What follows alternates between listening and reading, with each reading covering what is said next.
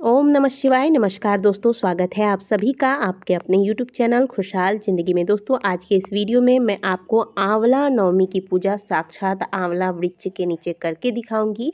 ये जो मैंने वृक्ष चुना है पूजा करके दिखाने के लिए, ये थोड़ा छोटा है, नया वृक्ष है।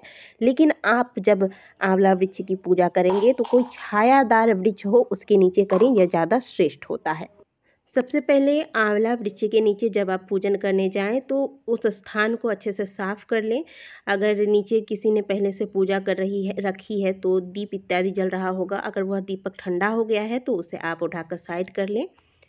इसके बाद आपको पूजन आरंभ करना है। सबसे पहले आपको जल चढ़ाना है आंवले के वृक्ष में।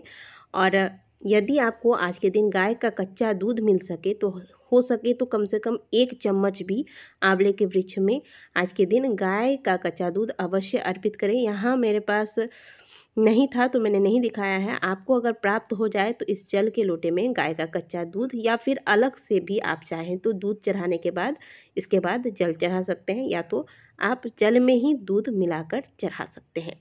इस प्रकार से जल चढ़ाते वक्त आप ओम नमो भगवते वासुदेवाय मंत्र का जाप करते रहें। आज के दिन से 5 दिनों तक भगवान विष्णु आंवले के वृक्ष में निवास करते हैं, इसीलिए आज के दिन आंवले के वृक्ष की पूजा करने का विधान है।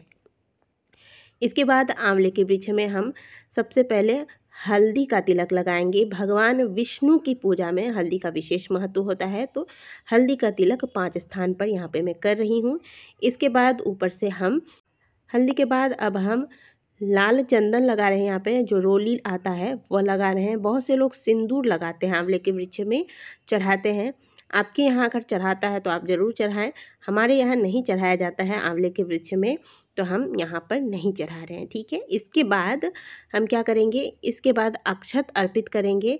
ये जो स्थान पर मैं आपको पूजा करके दिखा रही हूँ यह एक नदी के घाट के पास में है, तो यहाँ पर थोड़ी सी दिक्कत हो रही है आपको करके दिखाने में, फिर भी मैं आपको पूजा विधि करके दिखा रही हूँ। बाकी जब मैं पूजा करूँगी तो मैं किसी विशाल वृक्ष के नीचे ही पूजा करूँगी। तो आप भी विशाल वृक्ष के नीचे ही, जो छायादार वृक्ष हो उसके नीचे ही जाकर पूजा करें। इसके बाद पुष्प अर्पित कर देंगे। पीले रंग का पुष्प अगर आज के लिए दिन चुनते हैं तो ये ज़्यादा अच्छा होगा। आप पीले पुष्प चढ़ाएं, क्योंकि आंवले के वृक्ष की जब हम पूजा करते हैं तो आप ये जानिए कि यह पूजा साक्षात नारायण की हो रही है, और नारायण के पूजन में पीले रंग के पुष्प का विशेष विधान है। अगर आप चाहें तो गेंदे के फूल की माला भी बनाकर इस वृक्ष में लपेट सकते हैं, ठीक है। इसके बाद अब हम आंवले के वृक्ष में मौली धागा लपेटेंगे। अब यहाँ आप ध्यान से सुनिए कि अगर आपका वृक्ष लंबा है, आंवले का वृक्ष लंबा है, तो आप धागा लेकर ही फेरी लगाएंगे। जैसे आप 11 बार फेरी लगा रहे हैं तो 11 बार धागा को लेकर आपको फेरी लगाना है, जैसे आप वट सावित्री के पूजन में करते हैं। फेरी लगाने की संख्या आप अपने हिसाब से रखें। आप जो परिक्रमा लगाएंगे वृक्ष की तो उस वक्त आपको धागे के साथ परिक्रमा लगाना है, और आप या तो 7 बार या तो 11 बार या तो 108 बार परिक्रमा लगाएंगे। यहाँ पर क्योंकि यह वृक्ष छोटा है और घाट के पास है, यहाँ परिक्रमा लगाना संभव नहीं हो पाएगा, तो मैंने आपको बस नियम पूर्वक बांध कर दिखा दिया है। और जिनके यहाँ पर परिक्रमा लगाने का नहीं है व्यवस्था, तो आप जिस प्रकार से मैंने यहाँ पे करके दिखाया है इसी प्रकार से आप मौली धागा लपेट देंगे, बांध देंगे, और अपने स्थान पर ही खड़े होकर आप 7 बार, 11 बार या 108 बार प्रदक्षिणा, यानी कि अपने स्थान पर ही घूमकर आप ओम नमो भगवते वासुदेवाय बोलते हुए परिक्रमा लगा लेंगे। इसके बाद आप एक किसी पात्र में या फिर आप एक केले का पत्ता ले लें, इसके ऊपर आप भोग स्वरूप कुछ फल रखें, या फिर अगर आप चाहें तो कोई पकवान वगैरह भी यहाँ पर चढ़ा सकते हैं। वैसे आप आंवले का फल आज के दिन अवश्य चढ़ाइएगा। और हाँ, आज ही के दिन आंवले के वृक्ष के नीचे कुछ न कुछ पकवान बनाकर भगवान विष्णु को इसी आंवले के वृक्ष में के नीचे भोग लगाया जाता है। इसके बाद इसी को प्रसाद स्वरूप हमने जो भी मीठे व्यंजन वगैरह बनाए हैं आंवले के वृक्ष के नीचे बैठकर ग्रहण करना चाहिए। एक दीपदान कर देंगे आप, घी का दीपक एक ले लीजिएगा, और यहाँ पर जब आप भोग लगा देते हैं इसके बाद एक घी का दीपक, सुगंधित धूप इत्यादि दिखा दें, और फिर वहाँ बैठकर आंवला नवमी की कथा का श्रवण करें।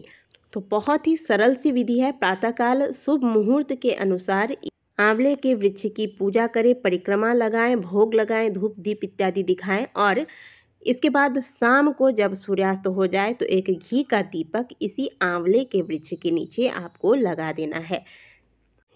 यदि आप आर्थिक तंगियों से परेशान हैं तो आंवले के वृक्ष के नीचे घी का दीपक लगाकर कनक धारा स्तोत्र का पाठ करें। अगर पाठ नहीं कर सकते हैं तो मोबाइल में लगाकर इसका श्रवण करें। इसे पूरे साल भर आपके घर में धन संपदा बनी रहेगी। तो ये कार्य आप आज के दिन अवश्य कर लीजिएगा।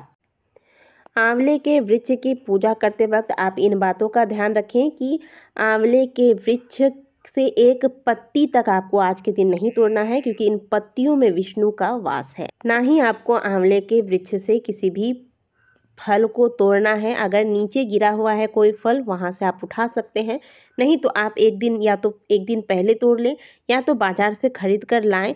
लेकिन आंवले के वृक्ष से आपको आज के दिन फल नहीं तोड़ना है और हो सके तो आज के दिन आप आंवले का सेवन करें। साथ ही आंवले का दान भी आज के दिन करना श्रेष्ठ माना गया है। वैसे तो दीपदान आपको करना ही है आंवले वृक्ष के नीचे।